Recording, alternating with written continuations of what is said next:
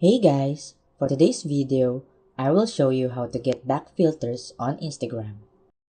Now, if you have a particular filter that is missing on your Instagram and you use it to have it on this tab, it is because Instagram has updated all the filters and you cannot find it on this tab.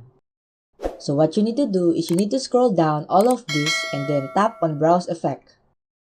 You may now locate all of the filters you previously had here. All of these tabs may be searched. And if you know the name of the specific filter, you can search it as well. Once you've located the specific filter, you may press on the save option directly here. Once you do that, it will be added to this tab here called Filters and won't be taken away. If you still can't locate the specific filter that you were looking for, Instagram has probably entirely erased it. You won't be able to restore it in such situation. Additionally, you'll need to utilize all of the third-party programs to see whether they provide the specific filter you're looking for. And there you have it.